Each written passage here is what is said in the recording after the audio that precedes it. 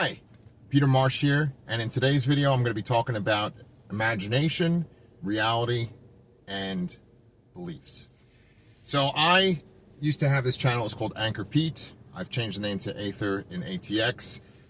Please subscribe if this is the first time you're here. It's going to be a little different from when it was the Anchor Pete channel. This time around I'm going to be talking about things that I've been learning as I've been doing research on manifesting, on reality, on consciousness. I am by no means an expert on any of these things. I also have basic scientific knowledge. I'm just taking the stuff that I've read, that I've gotten excited about, and I'm just sharing it with you, and you can do with it as you please. So, over the past 6 months or so, I've started to research manifesting and consciousness and how our subconsciousness affects our reality around us. And when I've done that research, I've usually had two different types of responses. I've looked into videos, I've read essays by people where it seems like they're just trying to make money. They just want you to subscribe to some kind of program that you'd have to pay a lot of money for, and they want to get a lot of YouTube views. The other group of people whose videos I've watched, whose essays I've read, are people that are speaking some kind of truth where it feels like they're tapping into something genuine. And I get excited when I see those videos because I feel like, oh, I understand what they're saying. I kind of believe that myself already. I want to list those people. That way you can go look them up on your own and you can see what you think about their videos. But basically it's Bruce Lipton, Bashar, Joe Dispenza, Danielle Desautel, Joey Lott, and Joshua South. So go check them out because they know what they're talking about a lot more than I do. Okay, so for today's video, like I said, we're going to be talking about imagination, belief, and the 3D reality, okay? So, first off, the best way to think of yourself is having two parts.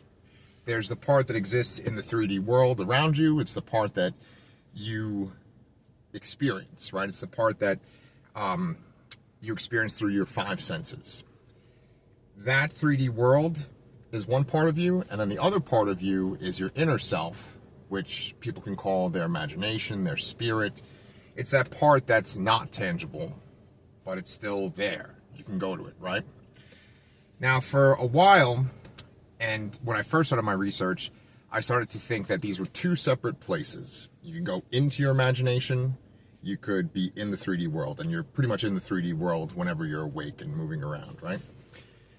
But then I realized that they're both existing at the same time. The way I like to look at it is your inner self, right? That inner part of you, that spirit, that imagination, whatever it is, right? That inner self, that is around you. It comes from inside of you, but it's also like this dome, this like sphere that emanates from you, right? And you interact with other people and their realities. But within your little bubble, that's your reality. That's your reality that you experience through your five senses, and you give meaning to every single thing that happens to you within your reality. There's billions of other people on this earth, but they're all living within those bubbles, their own realities. Now, how does your reality come into existence? I think that a person's belief is what generates their reality. Now, your beliefs are based upon your experiences that you have in the 3D tangible world.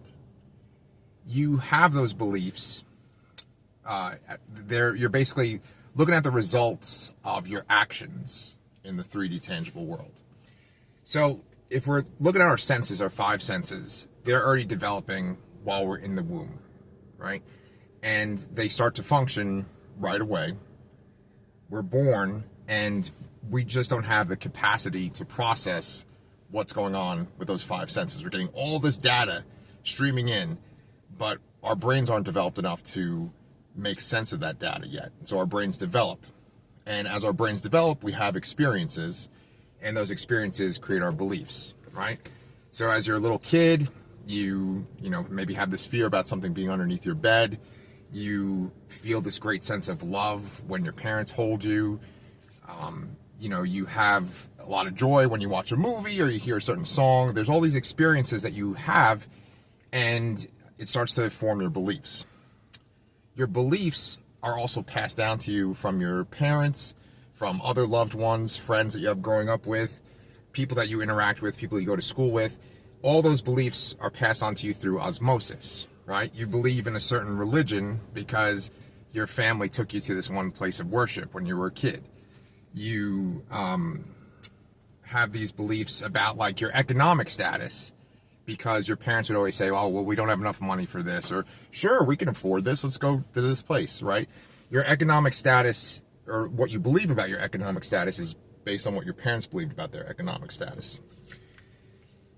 We have these beliefs, and then they create our reality around us. That bubble, right? That's our reality.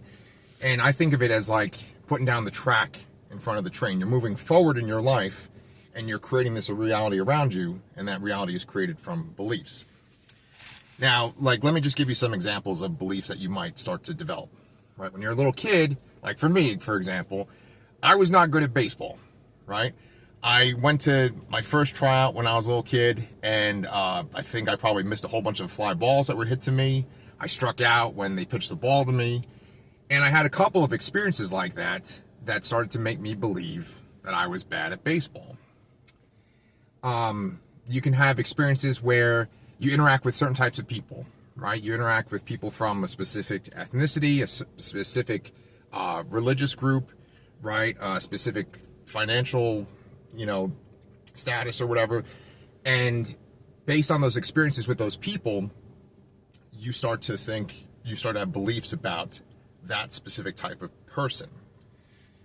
Our thoughts are like the little data trackers, right? As we're having these experiences, our thoughts are basically clicking off the data. Okay, this happened this time. This happened this time. This, he took this action. This was the result. And so you're just taking that data. And our thoughts basically feed into our beliefs, and our beliefs are our reality. So when you get to my age, when you're middle-aged, and, you have these beliefs that are just like, bound into you, they're like woven into who you are, they're your reality.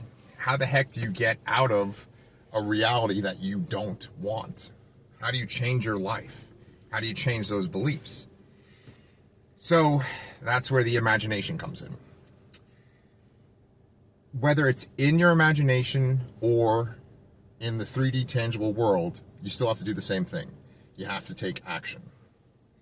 Now, there's like being passive. You could just be scrolling through social media, watching a movie. That's not action, right? You're just passive. You're just laying there, right? Things are just happening to you. Reading a book is different because in your imagination, you have to imagine the scene that's being described on the page, right? So you're being active. But you have to take action in both your reality, in the 3D tangible world, and also your imagination. So, let's just got caught off guard for a second. I'm going to keep going though. When you are challenging your beliefs, you have to take that action in your mind and start envisioning a different life for yourself. So I'm going to give you an example of me, right?